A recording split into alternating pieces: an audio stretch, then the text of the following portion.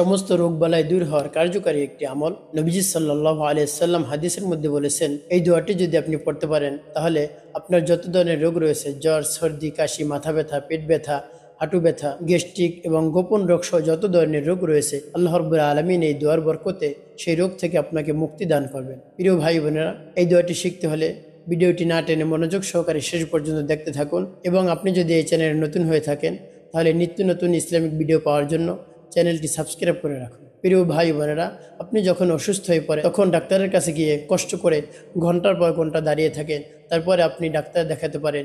তো এই সহজ দোয়াটি শিখতে হলে আপনাকে একটু ধৈর্য ধারণ করতে হবে, তাহলে আপনি এই দোয়াটি শিখতে পারবেন। এই দোয়া বা আমলটি আপনাদেরকে শিখিয়ে দেব, অনেক সহজেই আপনি শিখতে পারবেন।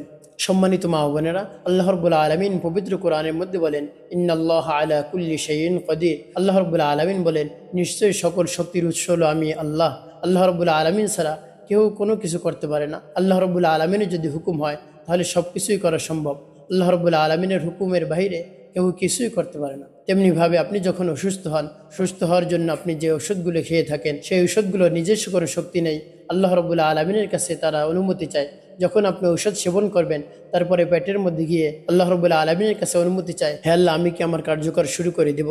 তখন আল্লাহ রাব্বুল আলামিনের কাছ থেকে যদি সে অনুমতি পায় তাহলে সে কার্যকর শুরু করে। আর যখন অনুমতি না পায় তখন সে তার কাজ করে না। তাই ঔষধের নিজস্ব কোনো শক্তি নাই। আল্লাহ রাব্বুল আলামিন তাকে যদি অনুমতি দেয় তাহলে সে কাজ করতে পারে, না হয় সে কোনো ধরনের কাজ করে না। তেমনিভাবে আপনি যদি পানি পরা পান করেন তাহলেও আল্লাহ রাব্বুল আলামিনের অনুমতি যদি সে পায় তাহলে সে কার্যকর শুরু করে দেয়, অন্যথায় সে কোনো ধরনের কাজ করে না। প্রিয় ভাই বোনেরা, আপনি তো অনেক ঔষধ সেবন করেছেন বা পানি পরা পান করেছেন।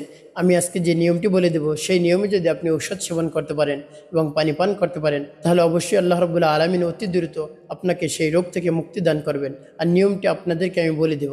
আল্লাহ রাব্বুল আলামিন বলেন, ইন্নাল্লাহা আলা কুল্লি শাইইন কাদির।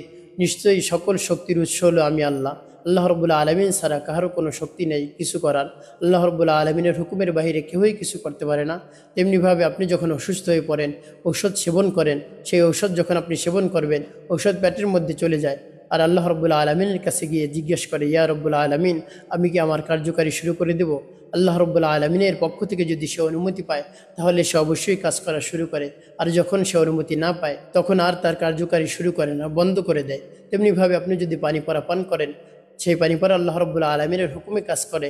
আল্লাহ রাব্বুল আলামিনের পক্ষ থেকে যদি সে অনুমতি পায় তাহলে সে কাজ শুরু করে দেয়, অন্যথায় সে কোনো ধরনের কাজ করে না। এই জন্য আপনি অসুস্থতার কারণে যে ঔষধ সেবন করবেন, সেই ঔষধ সেবন করার সময় আপনি মনে মনে আল্লাহ রাব্বুল আলামিনের কাছে দোয়া করবেন, হে আল্লাহ, এই ঔষধের কোনো নিজস্ব শক্তি নাই, আপনি সব শক্তির মালিক, আপনি এই রোগ আমাকে দিয়েছেন, আপনি আবার এই রোগ থেকে আমাকে মুক্তি দান করবেন।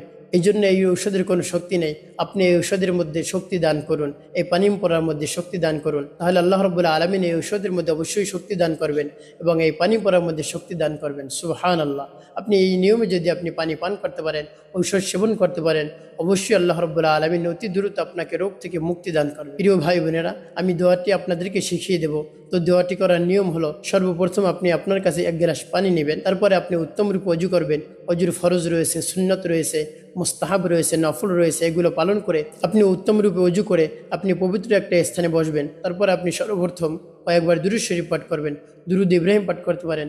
আল্লাহুম্মা সাল্লি আলা মুহাম্মাদিন ওয়া আলা আলি মুহাম্মাদ কামা সাল্লাইতা আলা ইব্রাহিম ওয়া আলা আলি ইব্রাহিম ইন্নাকা হামিদুম মাজিদ। আল্লাহুম্মা বারিক আলা মুহাম্মাদিন ওয়া আলা আলি মুহাম্মাদ কামা বারাকতা আলা ইব্রাহিম ওয়া আলা আলি ইব্রাহিম ইন্নাকা হামিদুম মাজিদ। এভাবে শুদ্ধ করে আপনি দুরূদ ইব্রাহিম পাঠ করবেন। তারপরে আপনি এই ছোট দুরূদটি পাঠ করতে পারেন, সাল্লাল্লাহু আলাইহি ওয়াসাল্লাম, সাল্লাল্লাহু আলাইহি ওয়াসাল্লাম। তারপরে এই দোয়াটি 3 বার পাঠ করবেন, বিসমিল্লাহি আরকিকা আল্লাহু ইয়াশফিকা মিন কুল্লি দাইন ওয়া ইউযিকা ওয়া মিন শাররিন নাফাসাতি ফিল উকদ ওয়া মিন শাররি হাসিদিন ইযা হাসাদ।